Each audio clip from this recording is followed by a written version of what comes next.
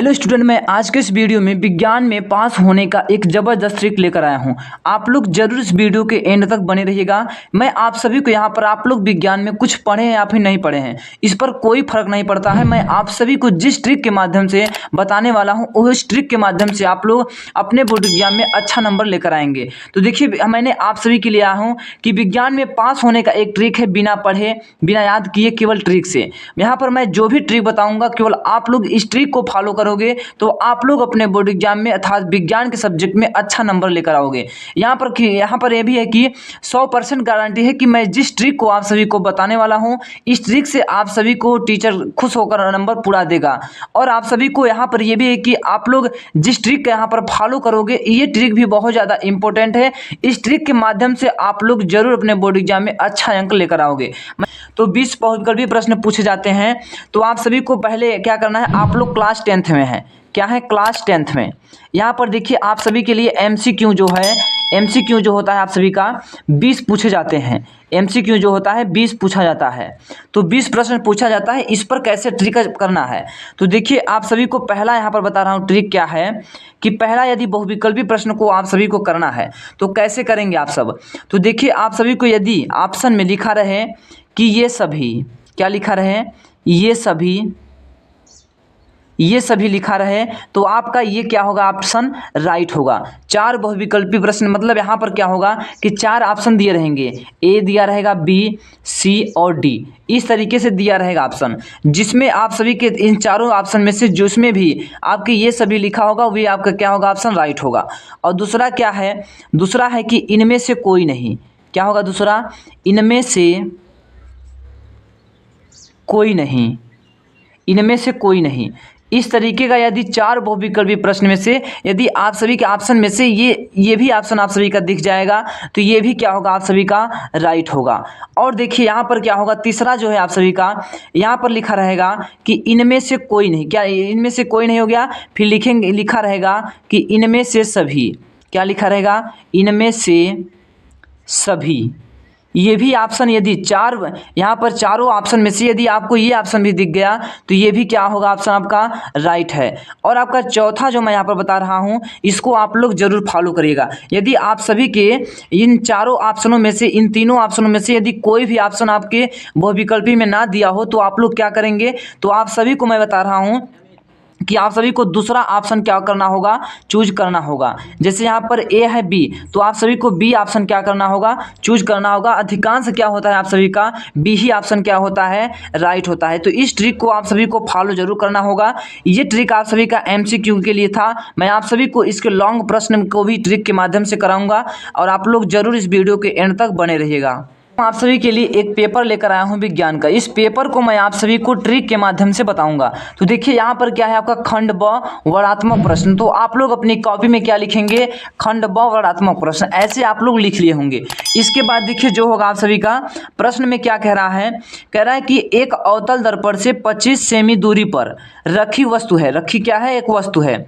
तो कह रहा है कि वस्तु का दुगना, क्या कह रहा है, वस्तु का दुगना बड़ा वास्तविक प्रतिबिंब बनता है तो दर्पण की फोकस दूरी ज्ञात कीजिए। यहाँ पर क्या करना है आप सभी को, ये क्वेश्चन मान लीजिए आप सभी को नहीं आ रहा है तो आप सभी को इसको ट्रिक के माध्यम से कैसे करना है जिससे आप सभी को एग्जामिनर, ये आपका 2 नंबर का है तो आपको 2 नंबर दे दे। तो कैसे करना है आप सभी को, तो यहाँ पर देखिए यहाँ पर क्या क्या दिया है। तो पहले आप सभी का ये न्यूमेरिकल है तो आप लोग पहले क्या लिखेंगे, प्रश्नोत्तर संख्या 1 का पहला लिखेंगे। तो पहले क्या डालेंगे आप लोग, प्रश्नोत्तर संख्या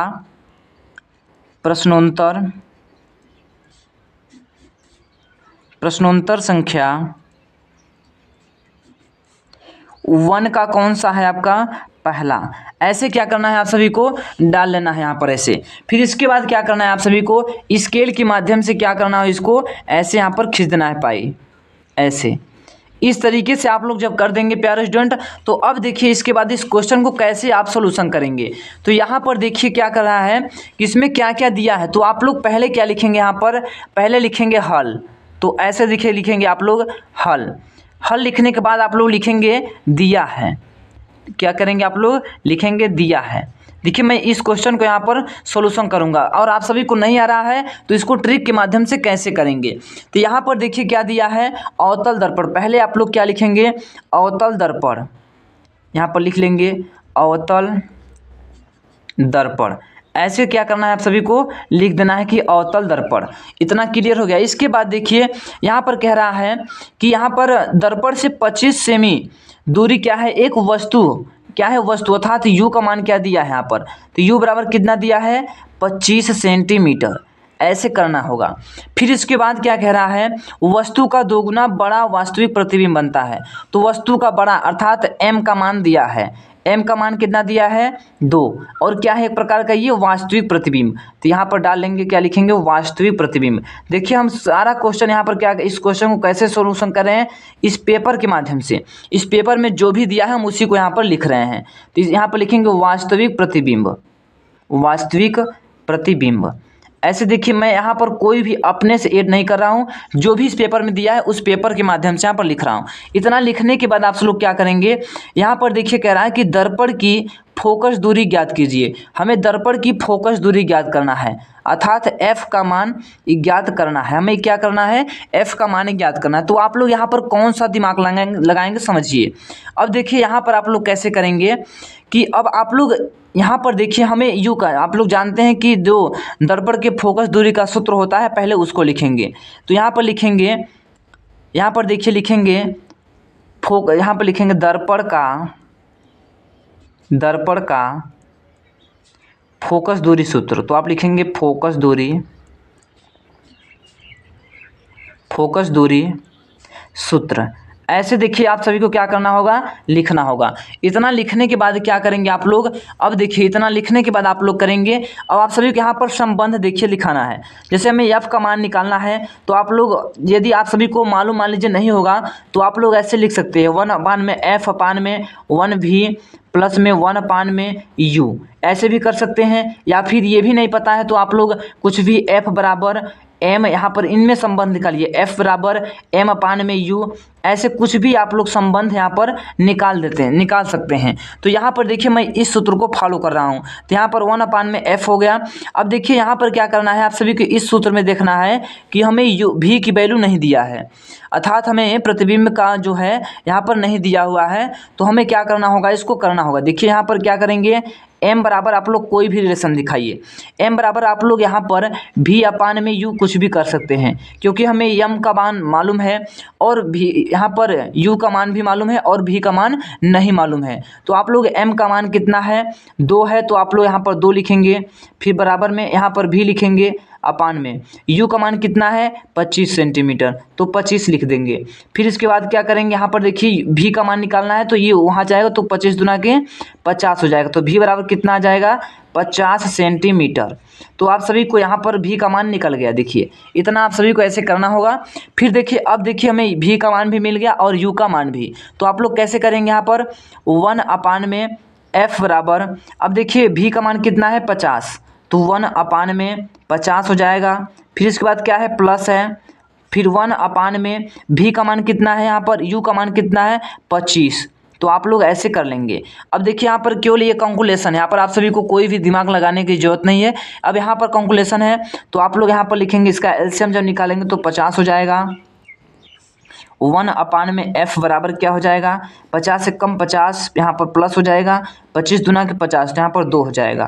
तो इसके बराबर में करेंगे तो क्या निकल कर आएगा, यहाँ पर 1/में f बराबर 2 1 3 हो जाएगा, 3 बटा क्या हो जाएगा 50। तो f का मान कितना निकल कर आएगा, f बराबर हो जाएगा, इसको उल्टा कर दीजिए 50/3। ये देखिए हमारे क्या हुआ, f का मान निकल के आया। तो यही क्या हो गया, आपका आंसर हो गया। इस तरीके से देखिए आप सभी को क्या करना होगा, अपने क्वेश्चन को सोल्यूशन करना होगा। यहाँ पर देखिए हमने क्या किया, आप लोग कुछ भी संबंध यहाँ पर देकर, आप लोग कोई भी रिलेशन दे करके आप लोग इसको लगा सकते हैं। यहाँ तक देखिए आप सभी को समझ में आया होगा। इसी के बाद देखिए आप सभी का जो दूसरा प्रश्न है, यहाँ पर दूसरा प्रश्न क्या कह रहा है कि संलग्न चित्र में अपवर्तन कोण तथा माध्यम B का माध्यम A के सापेक्ष अपवर्तनांक ज्ञात कीजिए और कौन सा माध्यम सघन है और क्यों। यहाँ पर देखिए आप सभी को इस क्वेश्चन को नहीं आ रहा तो आप लोग कैसे करेंगे, इस क्वेश्चन को आप सभी को, ये चित्र आप सभी को अपने कॉपी में लिख देना है, इस चित्र को बना देना है अपने कॉपी में, जैसे मैं आप सभी को बता रहा हूँ। तो यहाँ पर देखिए sin 60 का मान दिया गया है और sin 45 45 का मान, ये सारा चीज़ आप सभी को अपनी कॉपी में लिख देना है। फिर इसके बाद देखिए क्या करेंगे आप लोग, यहाँ पर डालेंगे प्रश्नोत्तर संख्या कौन सा है, दूसरा है। तो वहाँ पर आप लोग पहला किया तो यहाँ पर लिख देंगे दूसरा प्रश्न। क्या लिखेंगे यहाँ पर, ऐसे आप सभी को दूसरा प्रश्न डाल देना है। इसके बाद लिखेंगे आप लोग यहाँ पर हल। क्या लिखेंगे यहाँ पर, हल। ऐसे लिखने के बाद क्या करेंगे आप लोग, अब देखिए जो दिया है आप लोग को, यहाँ पर जो भी दिया है आप सभी को वही लिखना है। तो पहले यहाँ पर लिख लीजिए दिया है, लिखेंगे आप लोग दिया है, दिया है, इस तरीके से करना है, दिया है। अब देखिए क्या क्या दिया है इस पेपर के माध्यम से समझिए। यहाँ पर देखिए साइन 60 का मान दिया है और साइन 45 का मान। तो आप लोग लिख लीजिए, क्या लिखेंगे आप लोग, साइन 60 का मान कितना है, साइन 60 का मान दिया गया है √3/2, और क्या है, और साइन 45 का मान दिया गया है। तो ऐसे देखिए आप सभी को अपनी कॉपी को लिखना होगा। साइन 45 डिग्री का मान कितना दिया गया है आपका, 1/√2, इतना देखिए आप सभी को लिखना होगा। इसके बाद देखिए आप सभी को इस चित्र को अपनी कॉपी में बना देना है। तो इस चित्र को अपनी कॉपी में कैसे बनाएंगे आप लोग समझिए। आप लोग स्केल के माध्यम से यहाँ पर ऐसे पाई खींचेंगे, जिस तरीके से आप सभी का चित्र है उसी तरीके से आप सभी को अपने चित्र को बना देना है। ऐसे करके फिर इसके बाद क्या करेंगे आप लोग, इस चित्र को सेम टू सेम आप सभी को ऐसे बना देना है। इसके बाद यहाँ पर लिख दीजिए आप लोग माध्यम ए है। क्या है यहाँ पर आपका, माध्यम ए है। तो यहाँ पर भी लिख देंगे माध्यम ए, माध्यम ए है आपका ये। और यहाँ पर लिख देंगे माध्यम बी। इधर क्या है आपका, माध्यम बी, माध्यम बी। अब देखिए जो भी इस चित्र में हुआ है इस चित्र में कर दीजिए आप लोग। यहाँ पर देखिए चित्र को भी आप सभी को बहुत ही सुंदर बनाना होगा। ऐसे करके आप लोग इस चित्र को बहुत ही सुंदर से बना दीजिएगा। यहाँ पर फिर इसके बाद क्या है, इधर गया है। तो आप लोग ऐसे करके इस चित्र को बना दीजिएगा। जिधर संकेत दिया गया है इस चित्र में उधर भी आप सभी को संकेत भी कर देना है।